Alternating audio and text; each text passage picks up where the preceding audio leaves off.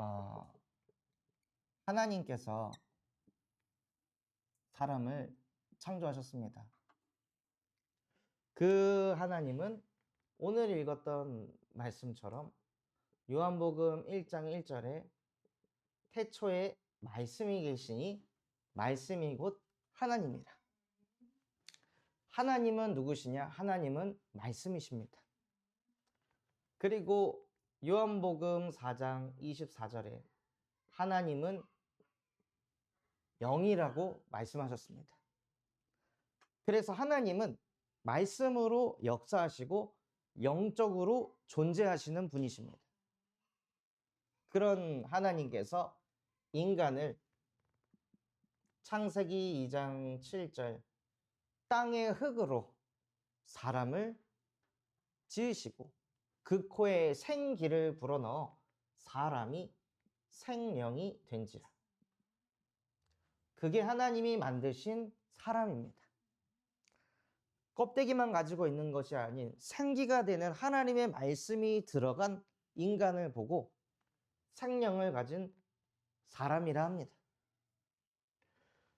그 인간 속에 하나님께서 어떤 생기를 불어넣으셨냐면요, 하나님의 형상이라는 생기를 불어넣으셨습니다. 그래서 인간은 영이신 하나님과 함께 할 때 평안합니다. 다른 그 무엇으로도 평안할 수 없고 인간은 하나님과 함께 할 때 참 평안과 안식을 얻는 존재로 창조되었습니다. 이번에 제주 캠프를 갔는데 닫아주세요. 이양희 목사님이 강단에서 필리비 얘기를 하도 많이 하셔가지고 필리비도 모르고 저도 모르는데 모르는 분들이 와가지고 필리비한테 아이고 예쁘다, 네가 필리비구나, 너가 그 아이구나 하고 한 50여 명의 사람들이 지나다니면서 계속 아이고 예쁘다 아이고 예쁘다 하니까 칭찬 계속 받았잖아요. 그럼 사람이 행복해져야 되잖아요. 계속 받으니까 나중에 어떤 권사님이 네가 필리비구나 아이 예쁘다 하니까 이쁘다 싫어 이쁘다 싫어 하면서 권사님을 때리더라고. 하지마 나 안 이뻐 막 사람들이 아이고 이쁘다 인사해봐 몇 살이야 막 계속 하니까 애가 얼마나 스트레스를 받았는지 나중에 어떤 것을 막 때리고 있더라고. 하지마 나 안 이뻐 이쁘다 싫어. 그거 보면서 아 진짜 인간은 하나님의 형상이구나. 아무리 좋은 말 듣고 아무리 칭찬을 받아도요, 그게 어느 선을 넘어가면 사람이 시달립니다. 육신적인 것을 가지고는 인간이 절대 만족이 되지 않는다는 거예요. 인간은 하나님의 형상대로 창조돼서 하나님과 함께할 때 평안한 존재로 창조되었습니다. 그래서 그 하나님의 형상이 회복된 인간에게 하나님의 축복을 주셨습니다. 생육하고 번성하고 어떤 문제가 오든 다스릴 수 있는 그 축복들을 사람에게 주셨습니다. 그래서 문제를 정복하고 다스리는 방법이 무엇이냐면요, 하나님과 함께하는 것입니다. 하나님과 함께하면서 우리의 마음에 평안이 몰려올 때 그 문제를 바라보는 시선이 달라집니다. 오늘 읽게 될 이사야 55장의 말씀에 이렇게 하셨더라고요. 나의 생각은 너와 다르다. 나의 생각은 너보다 훨씬 높다 라고 하셨어요. 그래서 결국에는 우리가 문제를 바라보는 관점이 하나님의 관점으로 바라봐줘야 다스려지고 정복이 되기 때문에 우리는 무슨 방법을 쓰냐? 하나님과 함께하는 방법을 쓰는 것입니다. 그렇게 하나님과 함께하면서 온 우주 만물을 정복하고 다스릴 수 있는 축복을 인간에게 주셨는데요, 그 인간이 창세기 3장의 문제 속으로 들어갔습니다. 이 사람에게 생기를 불어넣으시고 또 창세기 2장 17절에 하나님께서 언약을 주셨습니다. 동산 나무의 실과는 네 임의로 모든 것을 먹어도 되지만 동산 중앙에 있는 선악과는 먹지 말아라. 한 가지를 지키면 나머지는 다 네 맘대로 해도 돼. 내가 터치 안 할게. 선악과 한 가지만 먹지 말아라. 라고 하나님께서 말씀하셨습니다. 그 말씀을 아담과 하와가 불순종한 거예요. 왜요? 하나님처럼 될 수 있다고 사단이 속였어요. 그래서 인간이 하나님이 되었습니다. 그걸 보고 나 중심이라. 하나님이 하나님이신데 인간이 하나님이 된 거예요. 인간이 모든 문제 해결자가 되려고 하는 거예요. 인간이 자기 힘으로 모든 걸 다스리고 정복하려고 하는 거예요. 그러니 자기가 하나님 돼 있으니까요. 하나님의 말씀을 듣지 않는 죄 가운데 빠지게 됩니다. 그래서 하나님과 함께하는 방법을 쓰는 게 아니라 모든 것을 육신 중심. 모든 문제를 육신의 방법으로 다 풀어가려고 하는 거예요. 저도 자녀를 키우면서 애가 계속 밥을 안 먹으니까 제가 하나님 돼가지고 결국에는 육신적인 방법 들어가니까는 결국 매를 들다. 그 매 10대 맞고 밥 2숟가락 먹고 또 안 먹어요. 그럼 10대 또 때리고 그럼 또 1숟가락 먹고 그럼 10대 또 때리면 또 1숟가락 먹을 거 아니에요? 그럼 그 한 그릇 먹을 때 동안 얘는 100대를 넘게 맞아야 되는 거예요. 근데 어떻게 자식을 그렇게 키우냐? 밥 먹을 때마다 얘를 100대 넘게 때리면 얘는 밥 먹는 게 얼마나 트라우마가 되겠어요. 밥 먹는 시간이 공포가 될 거 아니에요?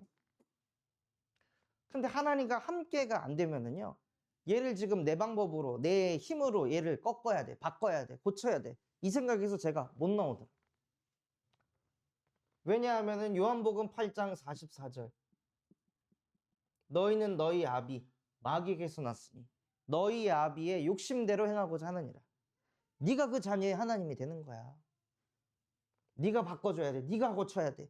계속 사단이요. 그런 생각들을 가져다 줘가지고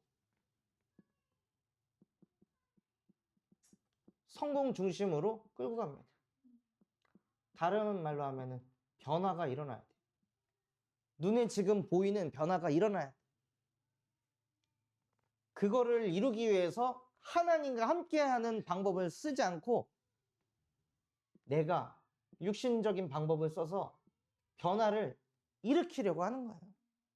그러다가 변화를 맛본 사람은 어떻게 돼요? 이게 각인이 됩니다. 역시 내가 해야 돼. 역시 애를 잡아야 돼. 역시 애는 이렇게 키워야 돼. 하나님과 함께가 아니고요. 그냥 오직 그냥 내가 하나님이 돼가지고 내 생각이 다 맞고 옳다는 생각 속에 갇혀버립니다. 그러면서 하나님과 관계가 더 멀어집니다. 그래서 우리의 근본 상태가 어떤 상태가 되냐? 에베소서 2장 1절 허물과 죄로 죽은 상태. 영이 죽어서 영적인 방법을 전혀 못 쓰고 늘 육신적인 방법 생각할 수밖에 없는 근본 상태로 빠져버리는 거예요. 그리고 영적인 상태는 에베소서 2장 2절 말씀처럼 공중권세 잡은 자, 이 세상 통치자, 악의 영들을 따라다닙니다. 그러면서 사단이란 존재에게 완전히 사로잡혀가지고 너희 아비 마귀의 욕심대로 그냥 달려가는 거예요. 하나님의 말씀과 아무 상관없이 그냥 내 뜻대로 돼야 되고 내가 원하는 대로 돼야 되는 거예요. 말씀도 그래서 붙잡아요. 내가 원하는 걸 이루기 위해 내 맘대로 되기 위해서 거기다가 말씀을 막 끼워 맞춥니다. 그렇게 눈에 보이지 않는 흑암에게 잡혀가지고 끌려다닙니다. 그리고 정신의 상태는 에베소서 2장 3절 말씀처럼 육체와 마음이 원하는 대로 하는 본질상 진노의 자녀로 살아갑니다.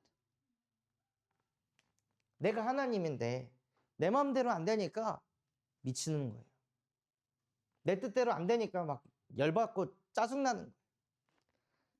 내가 하나님인데 나를 옆에 사람이 알아줘야 되고 이해를 해줘야 되는데 그게 안 되니까 계속 그게 스트레스로 쌓여가지고 우리의 정신의 상태가 무너질 수밖에 없습니다.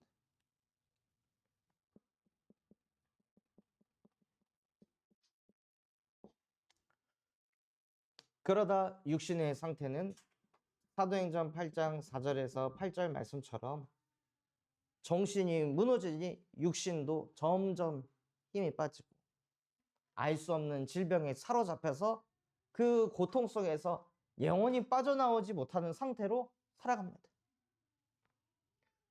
그래서 인간에게 언약이 없어지고 그럼 생기가 빠져서 뭐만 남아요? 육만 남아요. 그러니 뭐가 제일 중요하냐? 내 육신의 상태가 제일 중요합니다. 영적인 상태보다 내 육신의 상태, 내 경제의 상태, 이게 제일 중요하다고 생각합니다. 그러니 복음도 왜 누리려고 하냐? 이거 바꾸려고. 내 육신의 상태를 바꾸려고. 내 경제 상황을 좀 고쳐보려고. 그래서 하나님을 만나려고 해요. 그리고 내세의 상태가 히브리서 9장 27절 말씀처럼 한 번 죽는 것은 정해진 것이요 그 후에 심판이 있으리. 죽어서는 영원한 지옥 속으로 들어가는 인생으로 가게 됩니다. 그래서 미래에 대한 알 수 없는 불안과 두려움이 우리 안에 계속 따라다닙니다.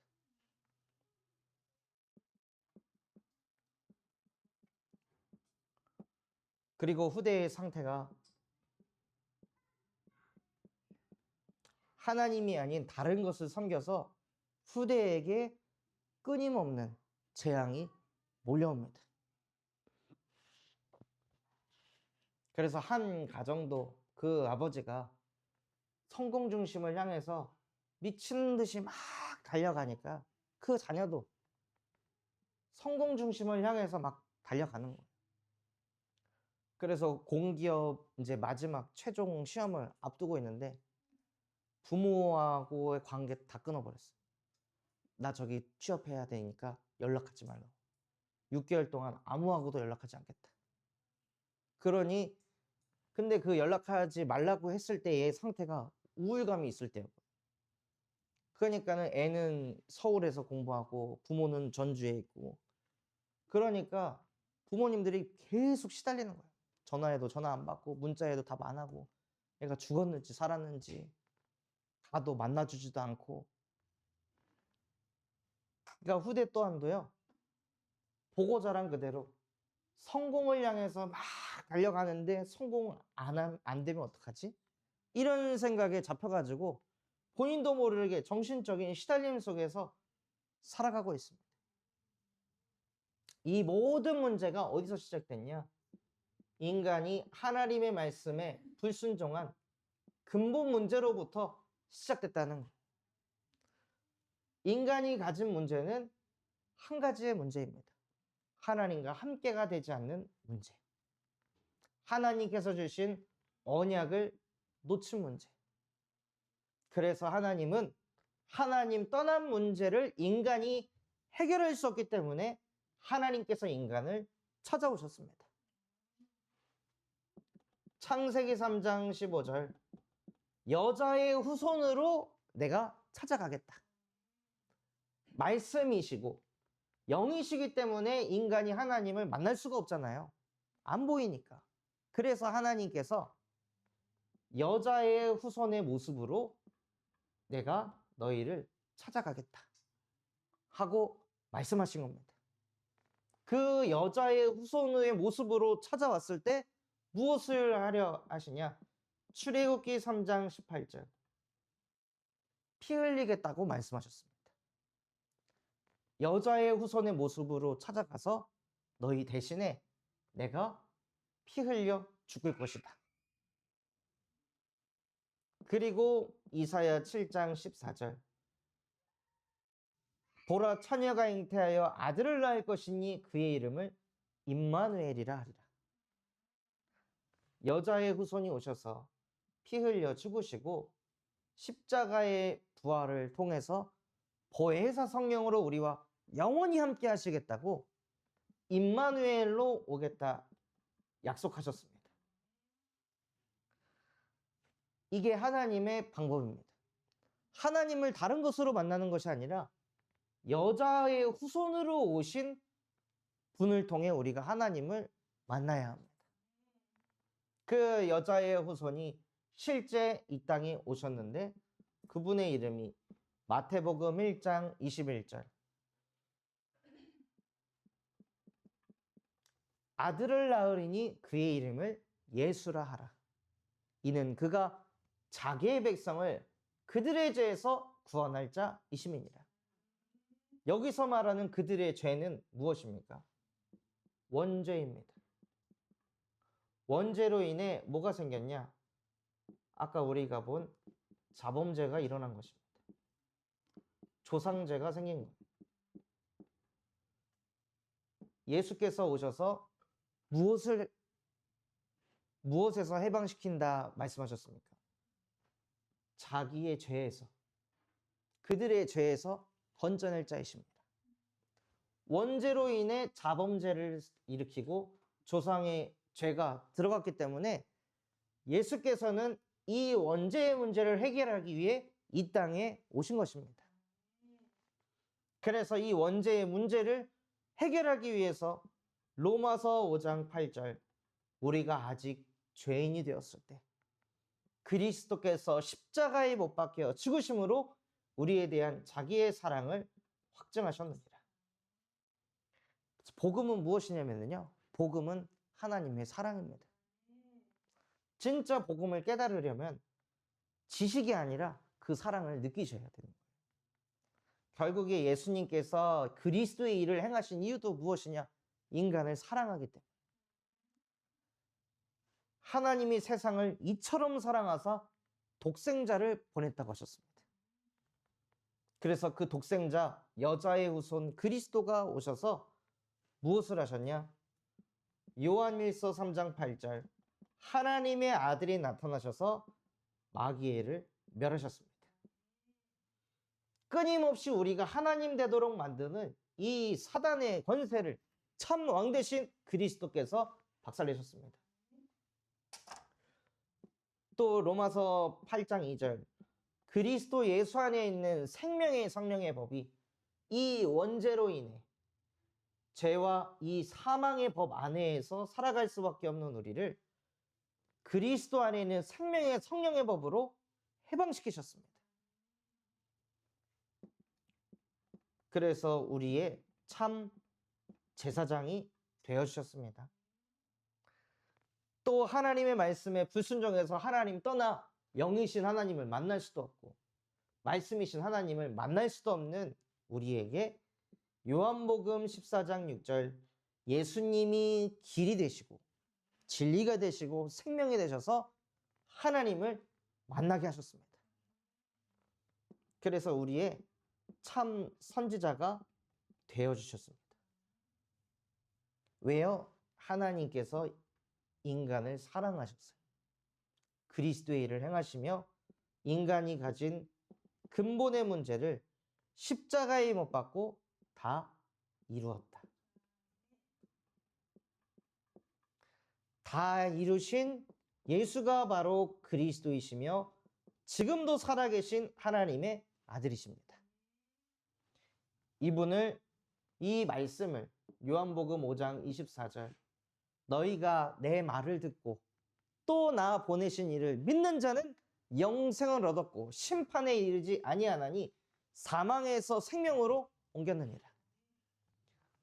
원죄 가운데 빠져서 이 사망의 법에서 살 수밖에 없는 우리를 그리스도를 믿는 순간 단번에 해방받습니다. 그래서 로마서 10장 9절에서 10절에 사람이 마음으로 믿고 입으로 시인하면 구원에 이르느니라. 누구나 구원받을 수 있도록 구원을 쉽게 만드셨습니다. 하나님의 목적은 구원을 적게 받게 하는 게 아니라 많은 사람이 구원받게 하는 것입니다. 그래서 구원받은 우리는 고린도전서 3장 16절 하나님의 성전입니다. 하나님의 성전이 세워졌기 때문에 말씀이 내 안에 담겨지게 하세요. 그리고 그 내 안에 담겨진 말씀이 보혜사 성령께서 자꾸 생각나게 하십니다. 깨닫게 하십니다. 그 말씀 따라 인도받게 하십니다. 전에는 정신의 상태가 육체와 마음이 원하는 대로 끌려갔는데, 너희 아비 마귀의 욕심에 사로잡혀서 끌려갔는데, 이제는 말씀이 살아 역사해서 말씀이 우리를 인도해 가십니다.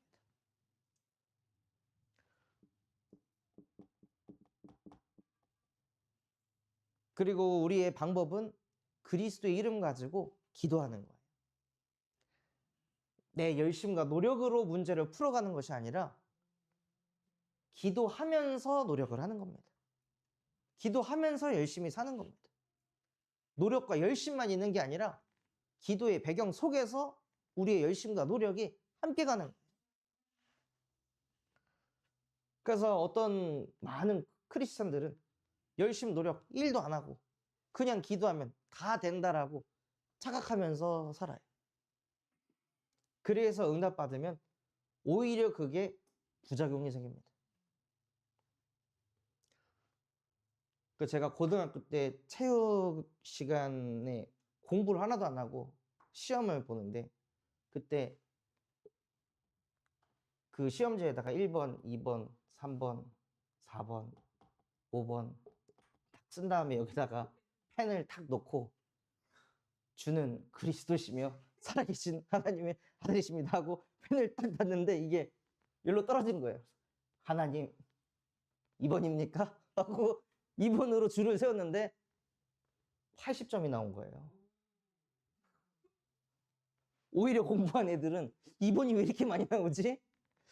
왜 이렇게 2번이 많이 나오지? 이러면서 애들이 막 2번인가 4번인가 하다가 오히려 공부한 애들이 막 60점, 70점 나오고, 공부 하나도 안 한 제가 80점이 나와가지고 역시 예수는 그리스도 모든 문제 해결자이시구나. 다음 시험에도 주님께 맡깁니다. 그랬다가 진짜 평균 50도 안 나오더라고요. 수많은 사람들이 이렇게 신앙생활 한다니까요. 자기가 하는 거 하나도 없이 그냥 하나님이 알아서 해주세요. 하나님 풀어주세요. 아니 누군가하고 싸우고 다퉜으면은 사과를 할 생각을 하고 기도를 해야 될 거 아니에요. 그런데 나는 하나님께 용서 받았으니 사과 안 해. 하나님이 다 풀어주시겠지. 진짜 우리가 기도하면서 하나님과 함께하면서 노력과 열심은 당연히 함께 가야 되는 겁니다. 왜냐면 우리는 육을 가졌으니까요. 육이 없으면 그냥 기도만 하면 되겠죠. 영적인 세계만 있으면. 근데 몸이 있기 때문에 열심과 노력이 함께 가야 되는 겁니다.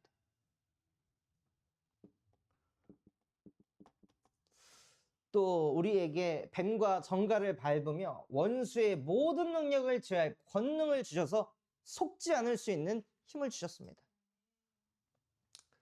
또 히브리서 1장 14절 모든 천사들은 섬기는 영으로서 구원받은 상속자들을 위하여 보내심이 아니냐. 눈에 보이지 않는 하늘 군대가 우리에게 동원되며, 빌립보서 3장 20절 우리의 배경은 하늘 보좌에 있습니다. 그래서 이것을 실제 삶 속에서 누리면서 살아갈 때 하나님께서는 저와 여러분을 사도행전 1장 8절 말씀 그대로 온 땅의 증인이 되게 하십니다. 그래서 우리 새가족분들을 통해 정말로 온 땅에 예수가 그리스도 되심이 증거되기를 그리스도의 이름으로 축원합니다. 하나님 아버지 감사합니다. 오늘 우리에게 말씀 주신 그대로 하나님의 형상이 회복되어질 수 있도록 예수 그리스도의 복음이 우리의 복음이 되게 하여 주시옵소서. 그래서 눈에 보이는 육신의 상태를 바꾸기 위한 복음 누림이 아닌 정말로 우리의 근본을 치유하고 살리는 예수 그리스도의 복음을 누릴 수 있도록 은혜를 허락하여 주시옵소서. 그래서 하나님 자녀의 신분과 권세를 날마다 누리며 온 땅에 증인되어 줄 수 있도록 은혜 베풀어 주시옵소서. 지금도 살아서 우리와 함께 하시는 예수 그리스도의 이름으로 기도합니다. 아멘. 감사합니다.